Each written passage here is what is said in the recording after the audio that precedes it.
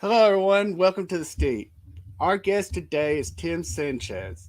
Tim is a necrotizing fasciitis survivor from California, and he's here to talk with us about his experience. Welcome to the show, Tim. How are you? Doing all right, Tim. How you doing? Doing well, doing well. How's everything going for you, sir? I'm doing all right. Let's just say that my battle with necrotizing fasciitis, as we'll get into, kicked off an additional 5 or 6 surgeries since that surgery. So these last 3.5 years since my battle, I've had a lot of hospital stays and surgeries and such, but it's all been to help make me get better and improve. So it'd be fun to talk about those things. Well, you want to go ahead and tell us how your NF situation all started? Okay, well, prior to my NF, I had been in the hospital once before, and that was in 2017. And I had a cellulitis infection in my left leg, and that was really bad from my knee to my ankle. My calf swollen to about the size of my thigh. I mean, felt like it wanted to explode. And I was in the hospital for about 3 months. But I was very fortunate with antibiotics and care and such that it took care of it. And cellulitis is very common skin infection, and a lot of people who have NF also have issues with cellulitis. They're different, but they have some similarities in how dangerous they can be. So I'd gone through a sepsis sickness. Well, fast forward 2 years later, and in 2019 in July, there should be a picture of me at from July 7th. Keep I talking. went I like that. to Yeah, no worries. I went to the Anime Expo here in California and was there with my one of my nieces, an adult age niece who loves anime and cosplay, and we had gone to that and did a lot of walking, had a lot of fun, and my last memory prior to NF was July 7th, coming home from the Anime Expo, being really excited and happy. I had cosplayed a character named Monkey D. Garp from One Piece, was really happy, and came home that night. And then after that night, I don't remember anything until about 2 weeks later when I woke up in a hospital bed, just out of it, confused, in pain, wondering what happened, where am I, what's going on. And unfortunately, I have some amnesia from July 7th until I woke up in the hospital. So a lot of the stuff I'm going to share right in the beginning is going to be thanks to family and friends kind of giving me a little bit of a backstory on what was going on, because I don't remember, you know? So what happened was I got a heat rash. Now, being an overweight person, which I was at that time, I was around 530 to 550 pounds. I'd always had heat rashes off and on in the summer since childhood. So I kind of knew how to take care of them, baby powder, Gold Bond, the usual stuff. Well, unfortunately, on this occasion, during that week between July 7th and July 14th, that heat rash in the groin area, or also known as the perianal area, just got infected and it mutated. And as the doctor said, it was just one of those things where bacteria A hooked up with bacteria B, came together, and the next thing you know, I had necrotizing fasciitis. And I was in such bad shape that on the Friday, or on like the 12th or 13th, I had text messages to family members that were just gargly gook because I couldn't even conform a perfect sentence. And so on July 14th, I was taken to the ER in Downey, California, and they looked at me and they were like, we need to send you to the big hospital. So they ambulanced me to Whittier, California, to the big hospital. And I had sepsis. I was having AFib, kidney failure, liver failure, internal organ failure. My vitals were a mess. I mean, they had a nurse in the ambulance with me monitoring my vitals as I transferred from one hospital to the other. And when I got to the Whittier Hospital, they said, you have necrotizing fasciitis and you have to get emergency surgery to remove the infection, or you have a 3 to 5 day life expectancy. Oh, yeah. And by the way, the surgery to remove the infection has a 50-50 national survival rate. So obviously, according to my family, I was like freaking out and arguing and going back and forth with the doctors. And fortunately, I was very blessed. And that's one thing I will say over and over again. I am blessed, and I thank God. I give him the credit for my being alive here today. The surgeon who was on, the chief of surgery who was on call that night or that day when I went in, Dr. Anderson, is a former combat military veteran, hospital, doctor from the Middle East and service to our country. So I thank God for veterans and for doctors. And he saw my situation and he said, no, we're going to save this kid's life. And he got the people on call. He set up the ER, and everything. And there's paperwork, my signature on it. I don't remember signing it, but obviously I had to approve the surgery, and they did surgery. And I found out later on that when this doctor does this surgery, his personal survival rate is 90%. So I went from a 50% national survival rate to a 90% survival rate possibility with this one doctor. Wow. So, yeah. And so they did 2 surgeries to remove it. And literally, as they explained it to me, they had to literally carve me out like a bowl to just dig all of this infection out. And it was in the perianal area. So it's kind of hard to explain, you know what I mean? Yes, and I'm having trouble finding your photos. I can't seem to find them right now. I apologize for that. I thought I had them all set up. Someone's asking, did you send yourself to the hospital, or did someone intercede on your behalf? Actually, I was very fortunate. My parents lived only about maybe 10 to 12 miles away. So my mom actually came and took me to the ER. I was very blessed. My parents were, lived local, and they were there at my side as much as they could be during this entire process. In fact, as you find them, the pictures, you'll see some pictures of me actually in a hospital bed hooked up to machinery to live and survive. And that's because my mom was encouraged to take pictures. And when I first saw the pictures, I was a little bit upset because I was still in the hospital and processing everything. But now, 3.5 years later, those pictures help me have my story. Because that's one of the things that's really difficult about my story as I'll go through. I don't have visible scars like many in our community do. I don't have the skin grafts that many in our community do. I don't have the amputations that many in our community have.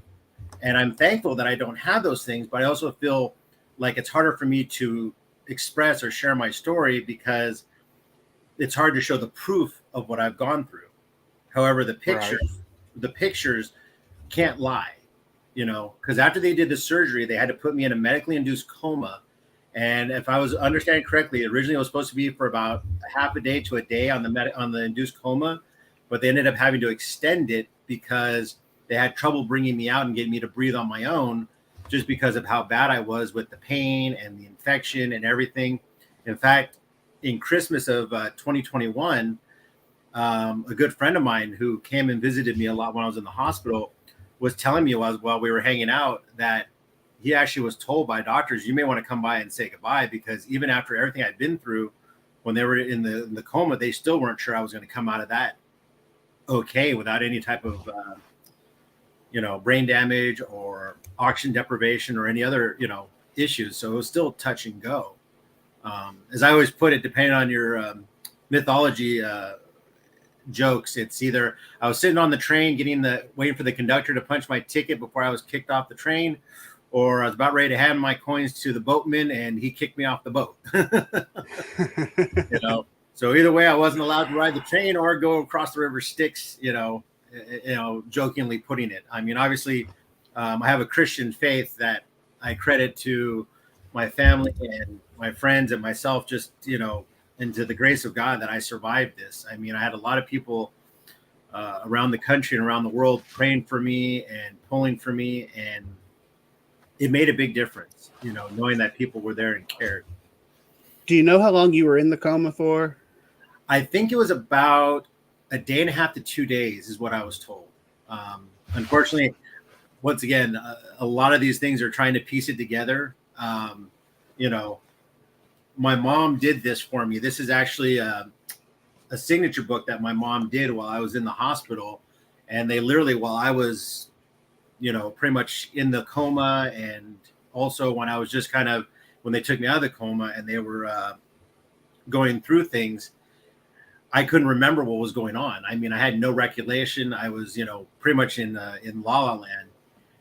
And so my parents did this. They had people sign a guest book that they were there to visit me and leave notes of encouragement. So later on, I could read it. And literally, my parents left notes, and literally it's around the 21st or the 22nd that it actually, my mom made the note that, I became more awake, because up until then I was just delirious. I mean, it was kind of like you had this glass-eyed overlook because I had just been so drugged up with painkillers and the anesthesia because of the 2 surgeries and then the coma drugs. I mean, it was, when I came to, I was literally just confused and at a loss on what was going on. So that was July. I was at the big hospital for about the end of August until the beginning of August. And then from there, I transferred to an acute care hospital where they continued wound care, physical therapy, occupational therapy. I had to start getting used to sitting again because just sitting was painful, sitting up. Then I had to start walking, and just walking 5 feet would wear me out. I mean, it was just getting used to walking again, using a walker. I was in a wheelchair periodically.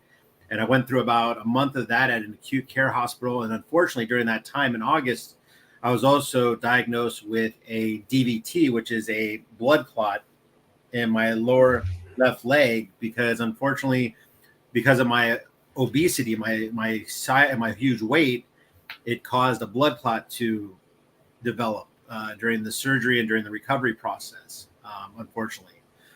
So since then, I've been on blood thinners to kind of protect myself from that breaking free or having issues. And then because of the swelling, when I went into the hospital, I was around 530 to 550 pounds just in general. Because of the infection, they said I swelled because the edema, where you build up the water edema in your body, that I had gotten up to about 600 to 610 pounds. Oh, wow. And when that happened, it caused a oversized pannus, which is kind of the area just below the stomach. Though that skin area just grew and literally hung down to my knees. It was just this huge fat bulge, and was literally a frustration because I wanted to get it removed, but I was just too big. And at that time, it was more or less just getting this surgery site to close. So after the acute care hospital for another month, then I went to a skilled nursing facility for 3 months for additional wound care and therapy, and just, was there in the hospital until December. So literally just before Christmas of 2019, from July, I was in the hospital, or whether it was the main hospital, the acute care hospital, and then the nursing facility, going through all of this stuff. And like I said, I was very fortunate. I didn't need a skin graft. I didn't need, any amputations. I didn't have diabetes, which would have caused a lot more issues with the healing. I was very fortunate. At that time, I didn't need a wound vac to help close my surgery site up. The doctors just kind of wanted it to close naturally on its own, and kind of have the cells rebuild and grow together. So it was another 5 months after I got out of the hospital until the surgery site fully closed. And so I was on home health nursing at that time. And that was just nurses coming by, daily or every other day, depending on the nurse, the wound care doctor's requirements. And I was checking the site, cleaning it, making sure it just, wasn't getting infected or anything like that. And then by July of 2020, it had finally fully closed up. So it took about a year for that site to close. And that was just, it was crazy. I lost my job at that time because I was working a contract job, and they couldn't keep the contract open for me. Unfortunately, I'd used up all of my disability benefits, so I couldn't afford to stay in my apartment anymore. So I had to voluntarily move out of my apartment just to avoid having any type of an eviction or not being able to pay rent. And after being stuck in the hospital for 6 months, then this is I'm getting out, and I'm like going, I want to see people, I want to interact with people. You had COVID hit, which made being at home very frustrating. Right. But as I got out of as all this was going on in February of 2020, I then got to transition into a new set. But for the most part, that's my NF. I mean, it's been weird. I mean, the biggest issue I have is the amnesia. Many people say that's a blessing. It's your body trying to protect you. It's trying to do these things. And yet for me, it's hard to tell my story because everybody asks, well, how painful was it? How did it feel? What do you know, all these things. And I'm like, I don't remember. I don't know. I'm assuming it had to be really bad when I look at the text, when I saw those text messages I did years ago that were gargly goo. When I talk to family and friends about how I looked and how I was and what the things I went through, but it's a part of the story I don't know because I just don't remember it, you know? Do you remember what the pain level was before or as you were going to the hospital? Not at all. In fact, the last memory I have was a week prior. So literally it wiped out even a week before the sickness, just because the last clear memory I had was July 7th. That's the clearest one I can remember coming home. I can remember picking up some Del Taco. I can remember calling my family members and saying, hey, I had a great time at the convention. I was really happy. I cosplayed a character and I looked really good. You know, I was happy. And that was the last memory I had. 2 weeks later, a little over 2 weeks later, boom, I'm waking up in a hospital bed. And it's just like, where am I? What happened? What's going on? How did I get here? You know, and then it was the daily debridings when they have to scrape any dead tissue to help promote the growth. And then it's dealing with the pain from that. You know, at first I'm like, oh, I don't want to do painkillers. I can do good. Yeah, no. I changed my mind after the first time I went without painkillers. I'm like, yeah, no, I want the painkillers. You know, give me the painkillers. I don't want to feel this, you know, prior to you guys doing the cleaning and the scraping of the wound. Right. So, but yeah, so at that time I was very morbidly obese and I wanted to get, and I ended up with that huge pannus. And so I wanted to get that removed, but to get that removed, you needed to lose more weight to help me make it safer because I already had one blood clot and the plastic surgeon was going to say I could cause a second blood clot. So that kicked off my expose into multiple surgeries. Because in September of 2020, I had another cellulitis bout. That's one thing I've had a lot of chronic cellulitis, but only one NF battle. Like many in our community, they have unfortunately had multiple NF bouts. I've more or less had multiple cellulitis bouts, but one major NF bout. So I can kind of understand some of the frustration that people in our community go through. Just a little bit different on which one affects me more than the other. So in September, I had to get a skin ulcer removed from a cellulitis infection in the left groin area. And this was done by Dr. Anderson, the doctor who had saved my life. It was, good to see him. He was very, remembered me. In fact, that's the one thing that'll be interesting is that all of my surgeries have been at the same hospital. And even now, 3.5 years later, the nurses and the doctors remember me from 3.5 years ago. That's how major my case was in that hospital. The physical therapy nurses still remember me. The nurses in the ER or in the in the pre-op area or in the operating area remember me, as well as the surgeons who worked on me still remember me. And we're not talking like, like they say that to be nice when they talk to you. It's like, no, they actually remember, and they're like talking about details of my case with me and like, how are you doing? What's going on with this? I mean, that's how much of an impact my case had at that hospital. Well, yeah, I mean, come on. NF is no joke. So, I've still got some people that remember mine was from 2006. Right. Did you said you didn't have a wound vac? No. Did they end up back? What about after that? Well, let's see, you had surgery, and I'm working on getting some pictures together too. Oh, no worries. So after the surgery in September, where they removed the skin ulcer, in October of 2020, I had gastric sleeve surgery. So I needed to lose weight. And after talking to a bariatric doctor and talking to my doctor, and the fact that I wanted to get that huge fat bulge, that oversized pan is gone, I had to lose weight. So I got gastric sleeve. So I went from 0 surgeries to now I've had 4 surgeries in less than a year and a half. Did that and literally went from over 500 plus pounds to now I'm in the low 320s, 330s, working towards getting down into the mid 200s to try to get, my health back on track. So I went through that surgery, have been working on my diet, and literally 9 months later, after my surgery in October of 2020, I was approved for the panectomy.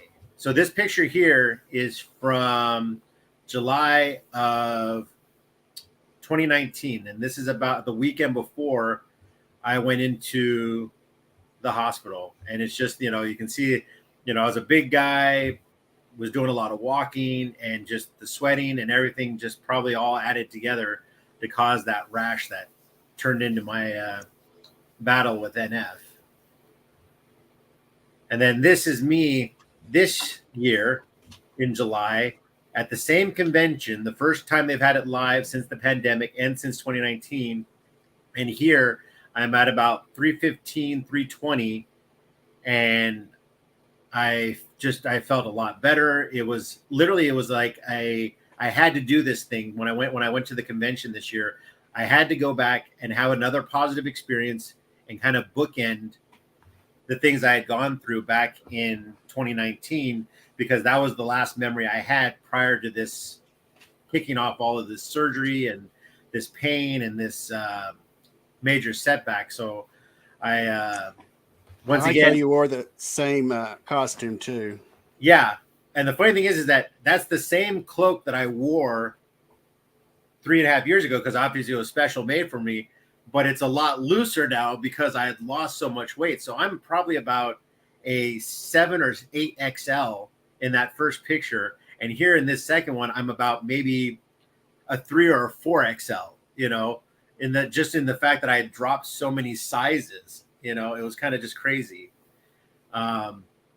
This is me recently, just trying to, deal with the challenges and just my current surgery challenges. I just can't believe the difference in your face in these two pictures here. Yeah. I mean, it's incredible. And then I've got one more I found I was able to get real quick to compare. Yeah. So once again, that's me on the right is from the weekend at the convention. And the picture on the left is from Easter of 2022. So did you have any issues with eating afterwards? Not really. I mean, I was very fortunate. They encouraged a lot of protein. I learned the importance of protein in wound healing during my time with NF. So ever since then, I've been making sure that I always keep my protein up, especially when I've had my post surgeries. I had the gastric sleeve surgery in 2020. And then a year after that, in October of 2021, I had the panectomy, where they removed 15 pounds of skin and tissue. So unlike, heart patients who had the vertical zipper, I have a horizontal zipper across my midsection where they removed this huge fat bulge.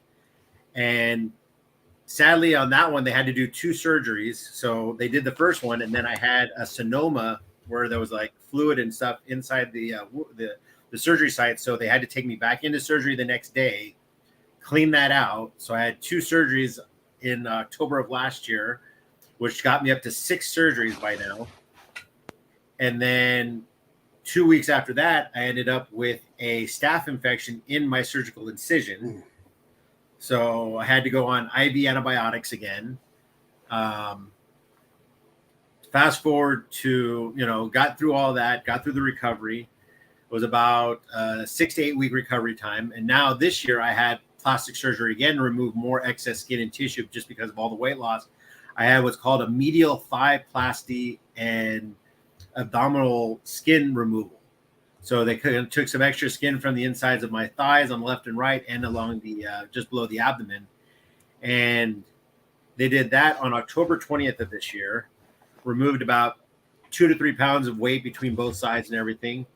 And the doctor, instead of doing sutures or staples, decided to do surgical glue and surgical tape. And for the 3 incisions that they made, 2 of them, it worked great. However, on the 3rd incision on the left groin and perianal area, it's decided to be what I would call a jerk. That's that wound. And so as of Wednesday of this week, I am now fitted with a device many in our community and surgery patients know, a wound vac. So now I have a wound vac. So I didn't have one with NF, but with my plastic surgery, I have one, which kind of gives me a little bit of a shared understanding with those in our community, as well as people of other surgeries and experiences, of healing as it does its magic. So I'm on this 24/7 as of Wednesday. Are you one that is okay with it or one that hates it?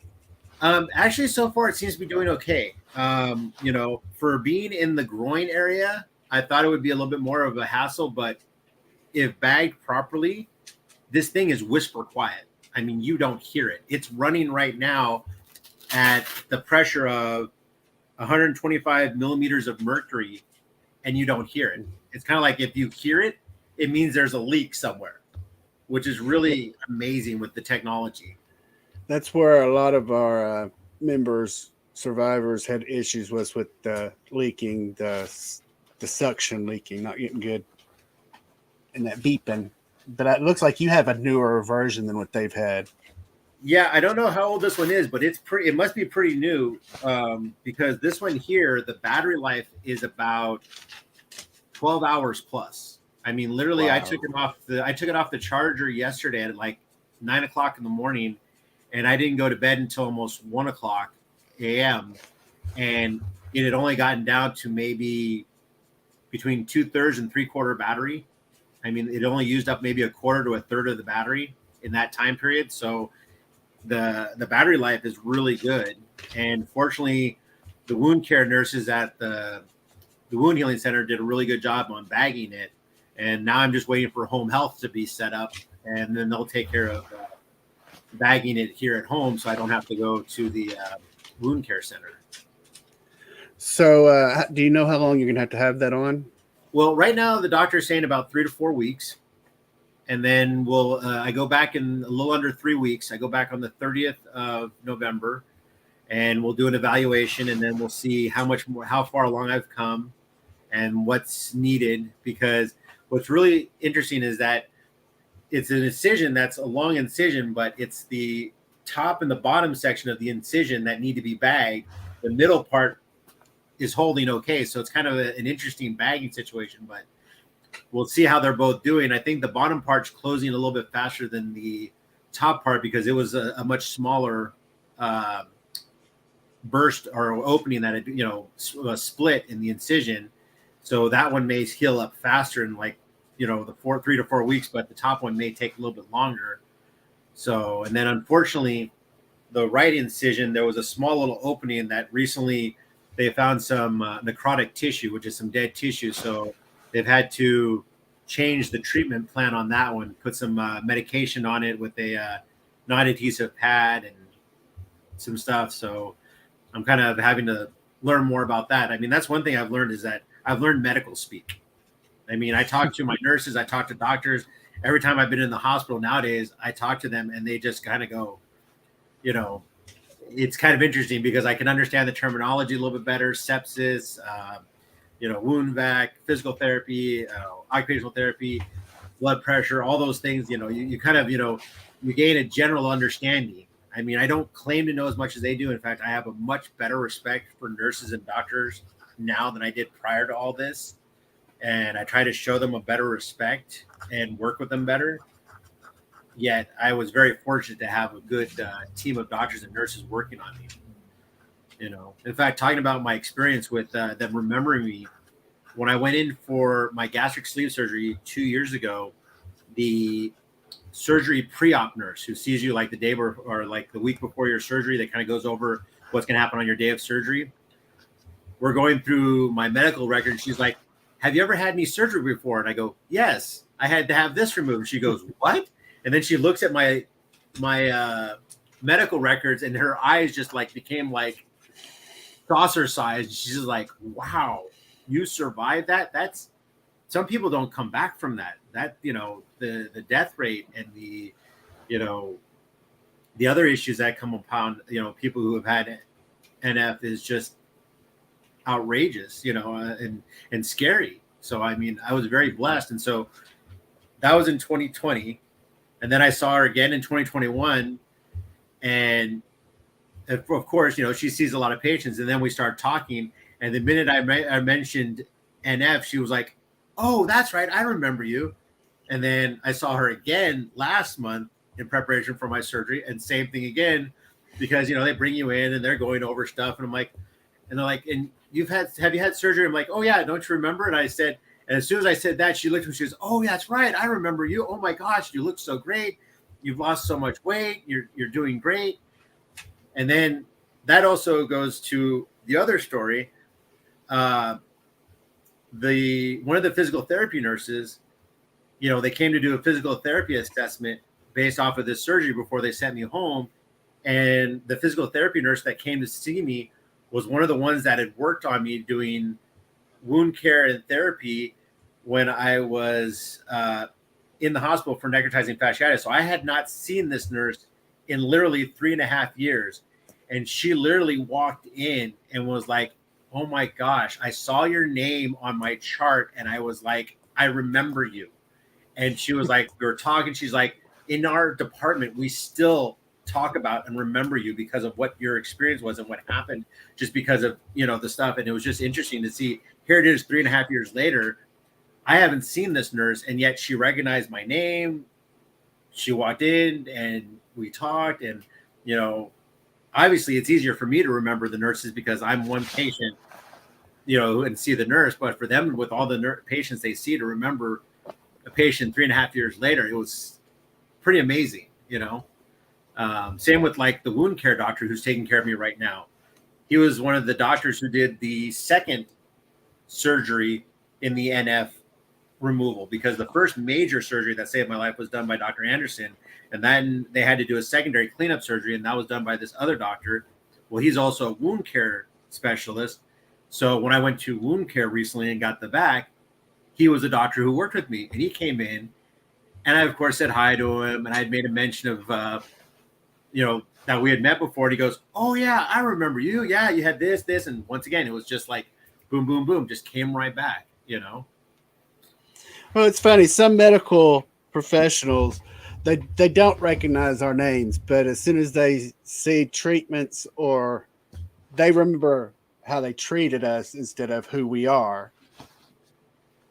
Yeah. Well, I've also been very fortunate because all of them remember me. They remember how big I was, and now they see me now with the weight loss, and they're happy for me. They're encouraging me. They've been supportive.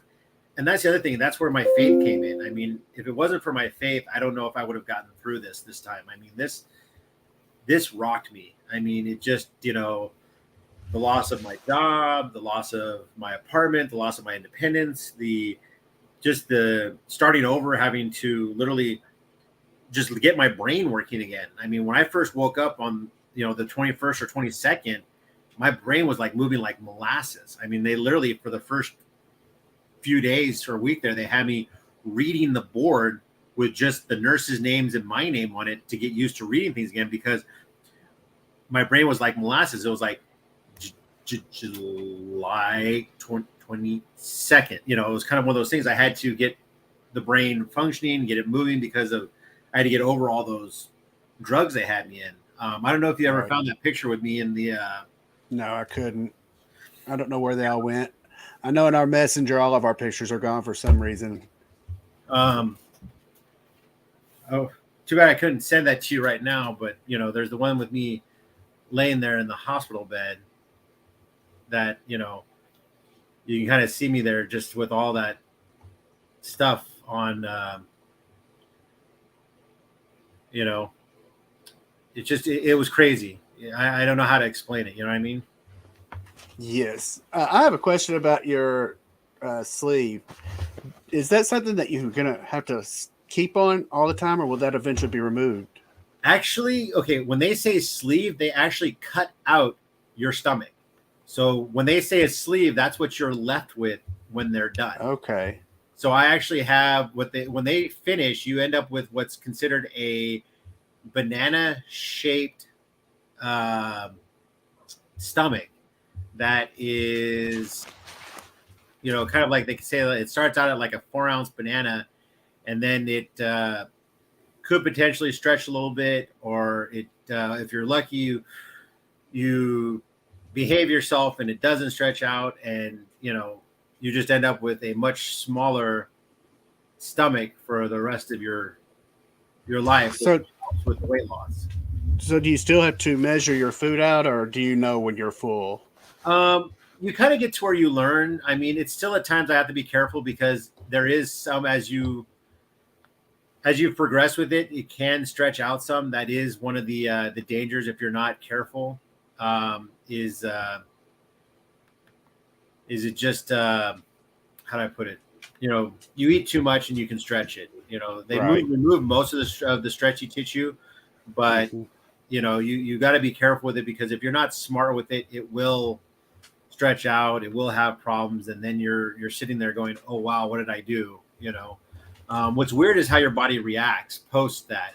You end up with different telltale signs when you're full. Like for me, I notice that sometimes I'll get a runny nose when I start getting full if I've eaten too much, and that's kind of one of the new telltale signs for me that I ate too much. I shouldn't eat that much, and it's different. Um, some people get the hiccups. Some people get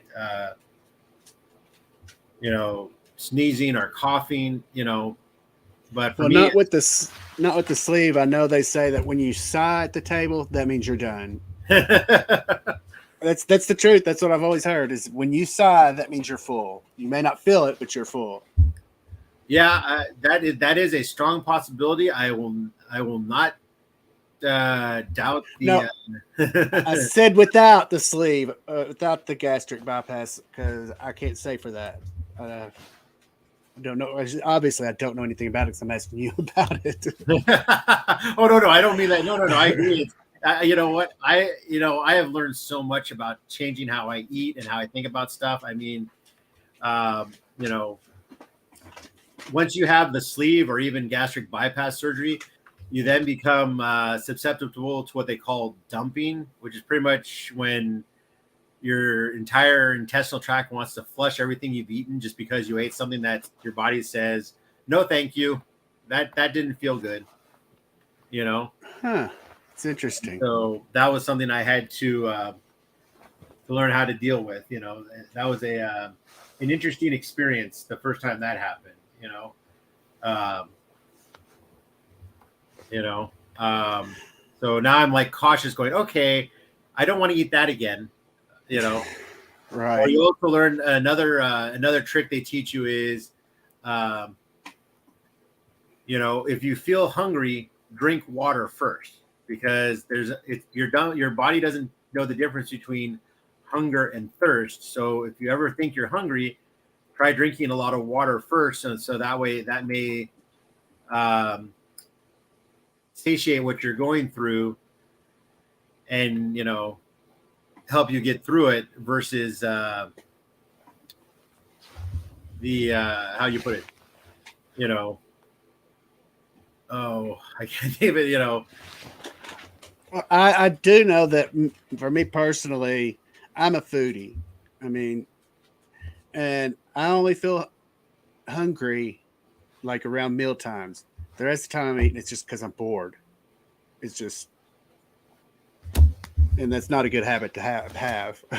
well, I'll tell you what, I had to learn to do different things. I had to learn how to change the way I looked at food and ate, just it was definitely a very different experience trying to deal with those things, you know. Well, one benefit when you go to these really fancy restaurants that serve you these little bitty meals for $100, at least you can fill up on it. That's about it. You know, it's kind of funny. You know, the tiny stomach club, as we call it. You know, it's the new norm. Um, So, are you going to have to go through physical therapy after you get the wound back off, or Actually, after no. your surgery? Actually, I'm able to move around really good right now. Like I said, I'm very fortunate. You know, I can walk around. I can do stuff. It's a little bit different than it used. You know, it's not. How do I put it? It's not causing me any issues in that area, which has been very Right. fortunate for me. I just know you've been through a lot of different therapies since your initial NF, and I was just kind of hoping that you didn't have to continue to go through all of that. No. I don't know if you can see it on Messenger, but I sent you a picture of me in the hospital. If you can get to it, to kind of help show me all hooked up to a bunch of equipment to keep me alive at that time. Got it. You know, kind of help. How to put I it? apologize for losing your pictures. I don't know Oh where no, they no, went. no. Hey, you know what? With everything that the technology and the way it is, I am totally understanding. That's why I was trying to see if I could help bring this stuff up on my system real quick and send it to you just to share with our community to help people just kind of There you go.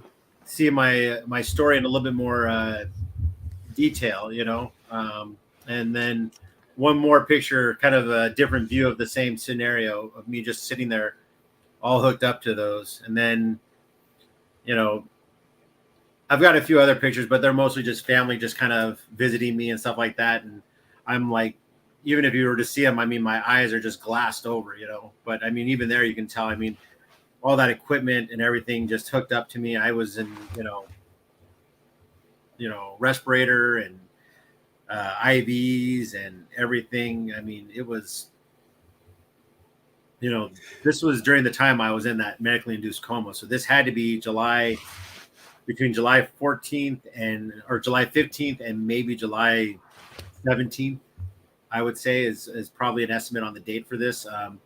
Unfortunately, I don't know the date. The pictures have been transferred to me and then transferred around, so I don't remember the actual date it was taken on. But I know it had to be around that time because that was when I had the surgery to remove it, and this is after that surgery. Well, in this picture, it's just amazing to me. Two things: one, that one person can be connected to all of that, and two, how the nurses keep track of what's connected where.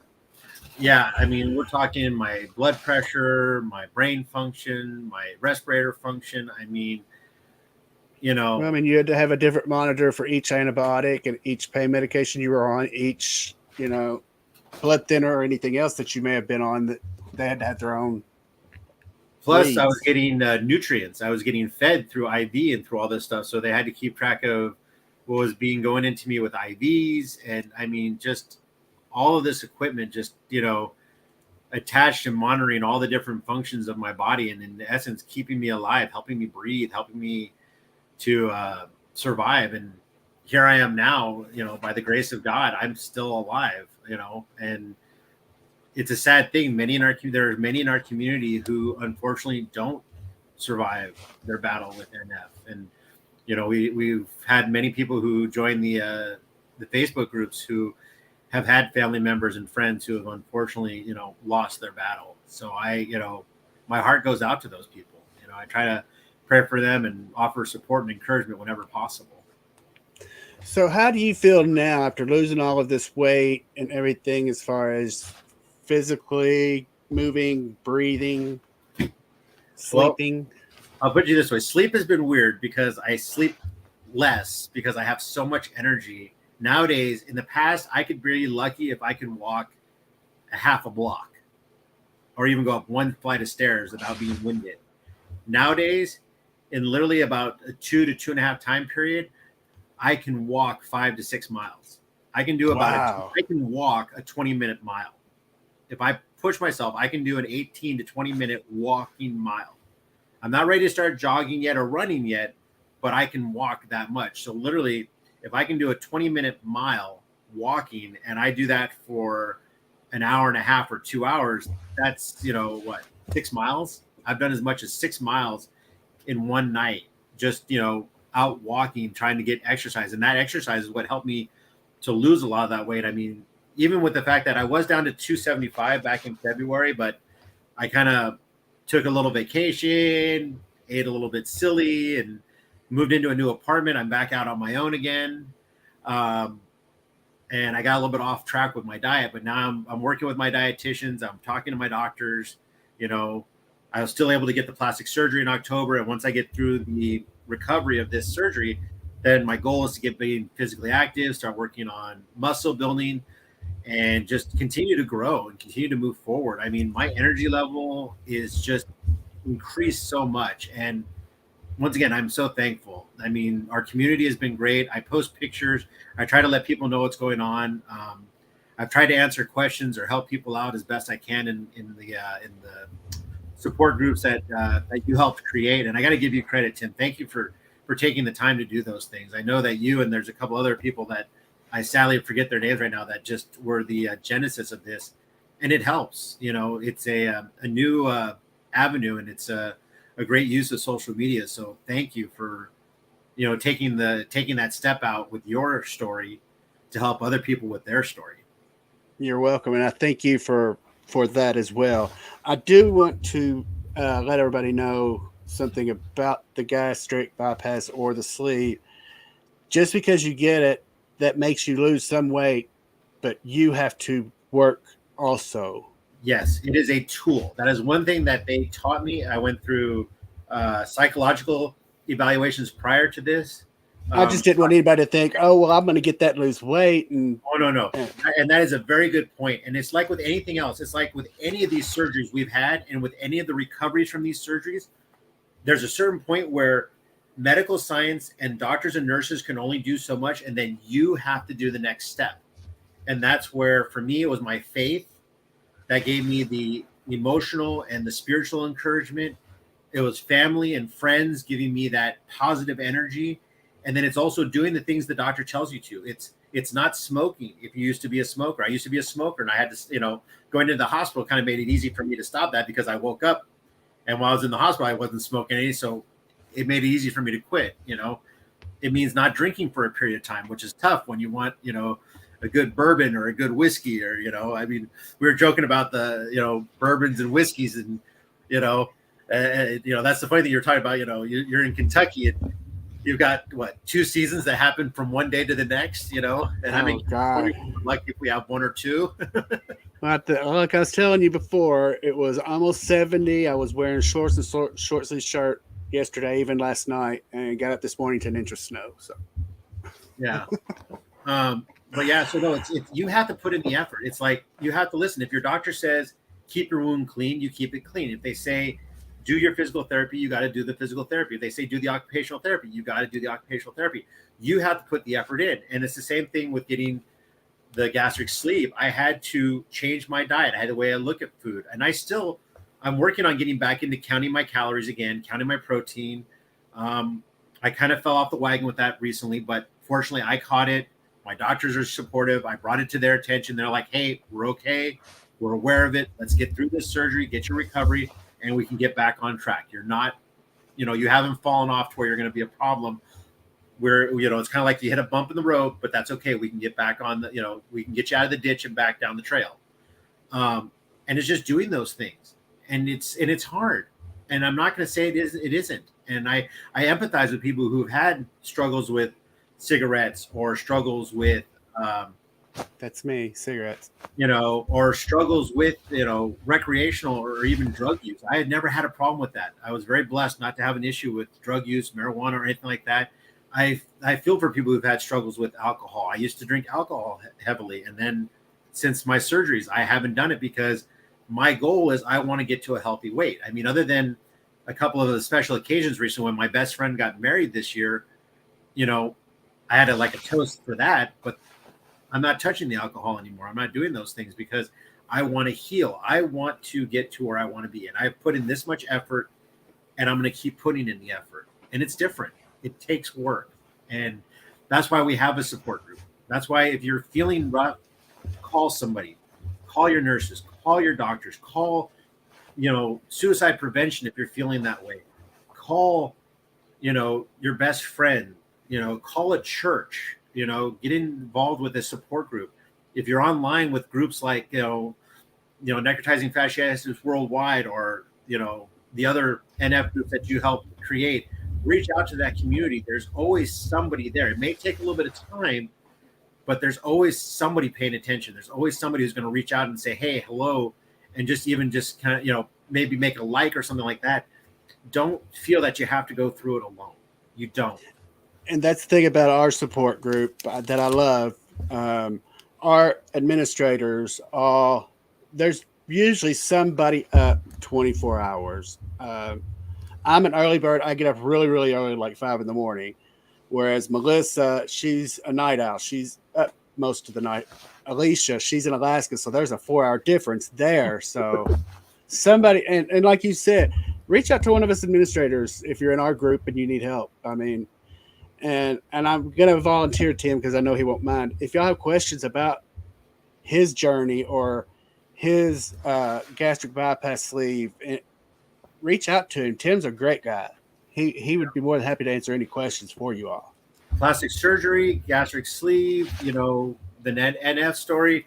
Heck, if you have to get a wound back, now I understand that. I'm only 2 days into it, but I'm learning. It's a new experience for me that now I can share it with the community. And then the other thing is that don't be afraid to take a break sometimes. I mean, I'll admit there are days when the emotional trauma of the NF group, I have to take a step back. I can't read all the posts. I can't do those things. And that's okay.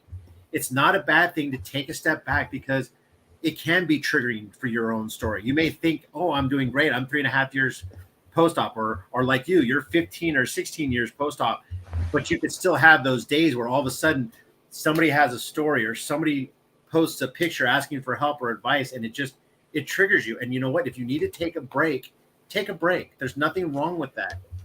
And I believe Facebook has that option now that you can take a brief break from it without leaving a group, but you won't be seeing anything from it. You can limit how much you see posts or stuff like that, or even just sometimes just, ignore the post for 30 days or for a week. And also the other thing is that one thing that Facebook has allowed is it allows you to post stuff anonymously. If you're afraid to put out your name, or if you're afraid to have people you can start the conversation just, there's ways to do stuff. And the whole idea is we're here to help one another, as survivors and as human beings. I mean, life is better done as a community, and helping each other out. And that's where the support group comes in handy, because there's not much information about aftercare. There's not much information really about the care of NF. And your best source is from someone who's been through it. Yeah. And I could tell you there in our group that we've covered every part of the body. I guarantee it. Somebody in that group has had it in that from head to portion of the body. From head to toe. Exactly. Somebody has gone through somewhere, someplace, and there's someone who's usually willing to share something. And that's the sadness of life, that these things have happened, yet that's also the benefit of life, in that you have these connections and people that are willing to share and help you through it. On a side note, it's kind of interesting with all the stuff I've gone through with the gastric sleeve. Since my gastric sleeve surgery, I helped the bariatric dietitian implement and then put in place a bariatric diet for patients in the hospital now. Oh, wow. That's awesome. So because I was advocating, because I had so many surgeries since my gastric sleeve surgery, and I was in the hospital so many times between cellulitis infections, which this is the first year I have not had a cellulitis infection. This year I had 0 cellulitis infection. Yay. And I haven't had any infections in my incisions as of yet, just some of them splitting open and being jerks or butt heads, or however you want to say it. But they're still healing and everything seems to be taken care, progressing properly. But literally I was going in and I'm like, wait a minute, I'm a gastric patient. I shouldn't be eating this. That's too much, or that's not the right food. I'm supposed to be getting more protein, not the carbs, not this. And I kept working with and contacting my dietitian. And that's the one thing, once again, every time when I went into the hospital, I was contacting my dietitian at the bariatric doctor's office. I was contacting the bariatric nurse in the hospital. and they made sure I had protein shakes, I had yogurt, I had, snacks or things that I could eat that would be healthy, and they made sure that the doctors and the nurses knew what my diet was. I mean, all these little things that just made it easier for me to heal and to help me stay on track. And once again, a lot of that happened because I advocated not just for myself, but for future patients. And that's the other thing that happens within the NF community. We advocate within our own doctors, within our hospitals. We bring up the conversation, and it makes an impact, and now we're getting things noticed. Sadly, as I was brought to my attention, there are more and more people suffering from NF now than there have been in the past, and it's making it more realized that, just because of the change in the climate, the change in people's travel, the change in just general life, things mutate. And unfortunately, just as we grow and change, so do bacteria and other things. And sadly, this is one of those ones that become a little more common. Well, and on a lighter note of what you were just saying, Dr. Bulger, who is the leading NF surgeon, doctor in the U.S., did an interview a couple months ago with us, and she said that not just due to the NFF, but due to awareness that people from the group, survivors, have done, we've lowered the mortality rate substantially in just 5 years. That is awesome. That is a blessing, And I don't take credit. It's the group, because everybody in the group tells their friend, who probably tells their, and that's how we spread awareness. Right. And it's also it's also realizing that don't be a bravado. If something doesn't look right, something doesn't feel right, go to urgent care, go to the ER. I mean, nowadays I've literally been told to my doctors, if I have a cellulitis infection, do not pass go, do not go to urgent care, just go straight to the ER, because I have a chronic issue with it. And even if I went to urgent care at 9:00 in the morning and they prescribed an antibiotic, by the time I got that antibiotic from the pharmacy, I would already be at near sepsis levels and have to go into the ER. Because not only that, they don't have the equipment at the minor emergency places. I went when I had mine. My brother took me to a minor emergency place like that, and they took one look at me and just said, no, you need to go onto the ER right now. We can't do anything for you. And I've heard other people who did the same thing, went to a minor emergency, and they ended up sending them. I would just bypass that. If you think you have cellulitis, or think you have NF or a serious infection, don't waste your time, because time is very important when it's NF. And this is not an insult to urgent care nurses or insult to urgent care doctors. It's just that their treatment level is at a lower level. Right. Okay? That's why they're called urgent care. They are great for taking care of the things that they need to take care of. However, if something were to go wrong with my wound vac, I would go to urgent care, or I would probably just go to the ER to get it taken care of until I could see a wound care nurse or a wound care doctor, but it's not an insult to urgent care. It's just an understanding of what they can handle.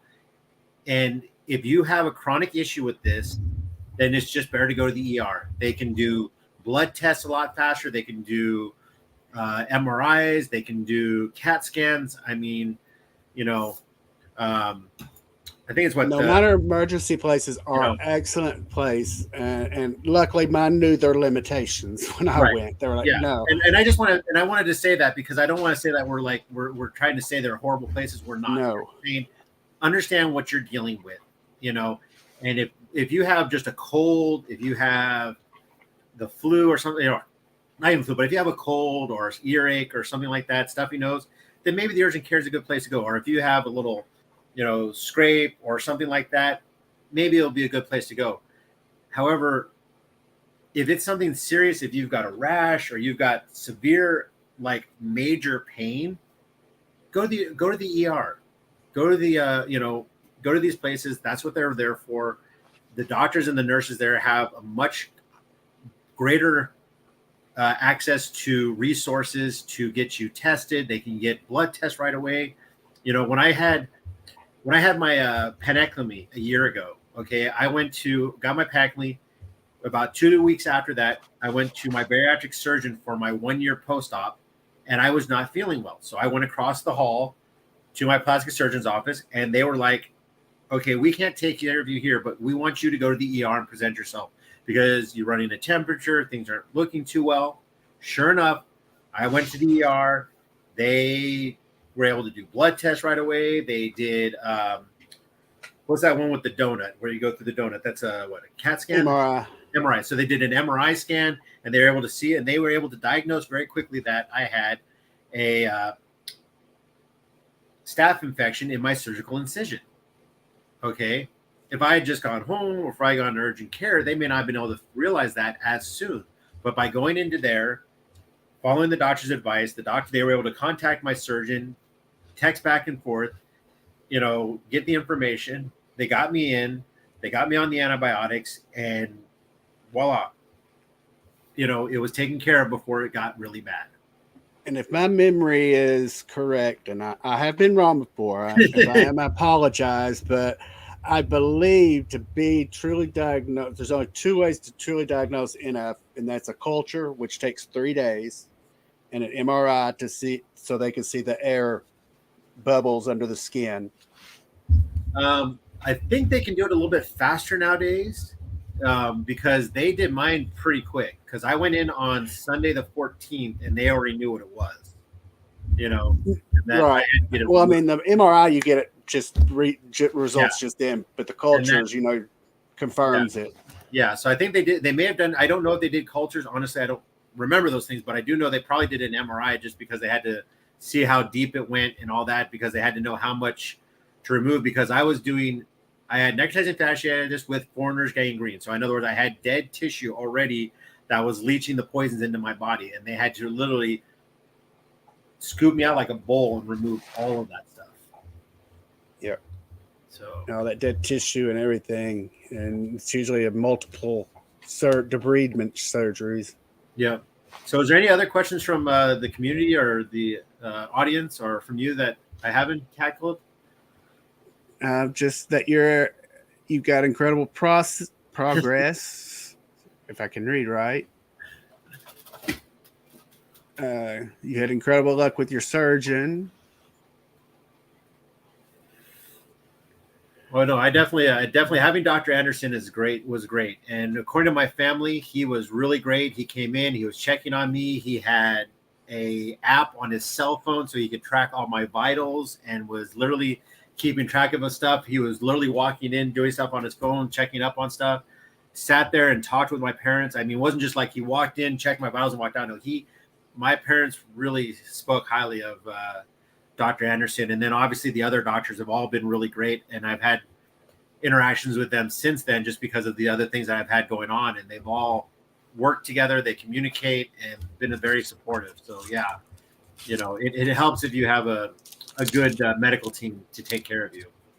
And I also want to remind everyone, you may already know this, but if you're going to have dental, after you've had NF, if you're going to have any dental work, talk to your dentist, work out a treatment plan, see if you need pre-antibiotics ahead of time. Mine always asks me if they're going to pull a tooth or do anything major like that. They're like, do you feel like we need to go ahead and do the antibiotics or not? But that they know I had it. They know the fear of it. Yeah. And that's the other thing. That's the other thing I learned is that during my stay in the hospital back then, I actually found out I was actually allergic to a couple of antibiotics. Obviously, as they were doing this different cocktail of antibiotics to fight the NF, I guess there was like 2 or 3 antibiotics that they used that I guess I started showing hives, because when I woke up, I had a bracelet that said allergies, and realized after the fact that now there's like a few antibiotics that I guess I have an allergic reaction to. Prior to that, I just would always say I have no allergies to anything that I'm aware of. But now it's like, no, I got allergies to these antibiotics, so let's not take those.